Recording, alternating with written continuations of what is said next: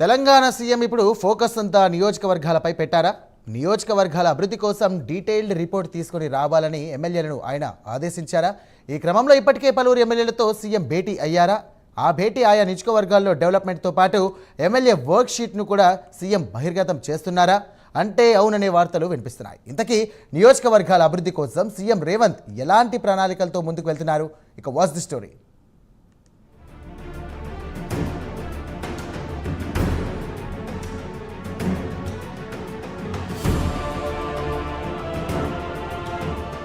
రాష్ట్రంలో కాంగ్రెస్ ప్రభుత్వం కొలువుదీరి ఏడాదిన్నర కావస్తుంది. అయితే ఇంతకాలం రేవంత్ సర్కార్ ఎన్నికల్లో ఇచ్చిన హామీల అమలుపైనే దృష్టి పెడుతూ వచ్చింది. ఇందులో భాగంగా మహిళలకు ఉచిత బస్, 200 యూనిట్ల వరకు ఉచిత కరెంటు, 500 రూపాయలకి గ్యాస్, రైతు రుణమాఫీ, రైతు భరోసా, ఆత్మీయ భరోసా, రేషన్ కార్డులు, సన్నబియ్యం పథకం, కులగణన, ఎస్సీ వర్గీకరణ, 42% బీసీ రిజర్వేషన్, ఇందిరమ్మ ఇల్లు లాంటి పథకాలు అమలు చేయడానికి సిద్ధమవుతోంది.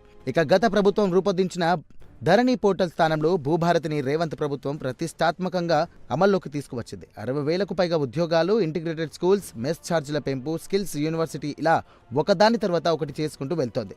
ఇక ఇప్పుడు నియోజకవర్గాల్లో గెలిచిన ఎమ్మెల్యేలు మళ్లీ గెలవాలంటే ఏం చేయాలనే దానిపై ఫోకస్ పెట్టింది ప్రభుత్వం.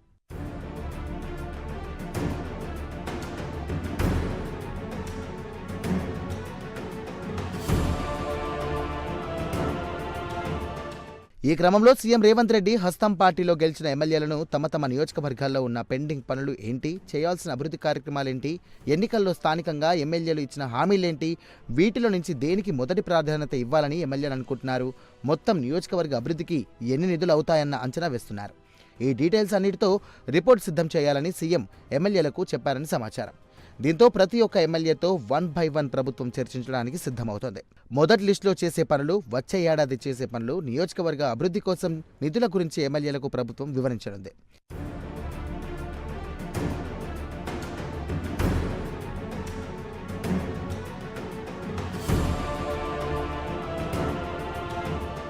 ఇక ఇందులో భాగంగా ఇప్పటికే సీఎం రేవంత్ రెడ్డి మహబూబ్ నగర్ జిల్లా హస్తం పార్టీ ఎమ్మెల్యేలతో చర్చించినట్టు సమాచారం. జిల్లాలో గెలిచిన అందరితో గ్రూప్ మీటింగ్ నిర్వహించి తర్వాత సింగిల్గా వారి నియోజకవర్గం అభివృద్ధి కోసం తెచ్చినటువంటి రిపోర్ట్ చూసి మాట్లాడి కొన్ని కార్యక్రమాలకు గ్రీన్ సిగ్నల్ ఇచ్చినట్టు తెలుస్తోంది. అయితే కేవలం వారు తెచ్చినటువంటి రిపోర్ట్ మాత్రమే కాదు, సర్కారు చేస్తున్న అభివృద్ధి కార్యక్రమాలు ఏ మేరకు ప్రజల్లోకి వెళ్తున్నాయి, ఎలాంటి స్పందన వస్తుంది, అర్హులైన వారందరికీ పథకాలు అందుతున్నాయా అన్న దానిపై ఇక ఎమ్మెల్యేలను ప్రభుత్వం అడిగి తెలుసుకుంటోంది.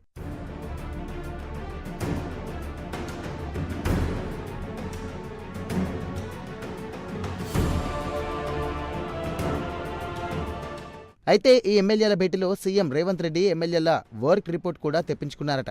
ఎవరి పనితీరు ఎలా ఉంది, ఎవరు ఏం చేస్తున్నారన్నది ఆరా తీస్తున్నారట. ఎమ్మెల్యేలు గ్రౌండ్లో ఉండి మంచిగా పనిచేస్తూ ప్రజలకి దగ్గరగా ఉంటూ వారి సమస్యలు తెలుసుకుంటూ ప్రభుత్వ పథకాలను, విధానాలను ప్రజల్లోకి తీసుకెళ్తేనే మళ్లీ గెలుస్తారని, లేదంటే కష్టమని కూడా చెప్పుకొస్తున్నట్లు సమాచారం.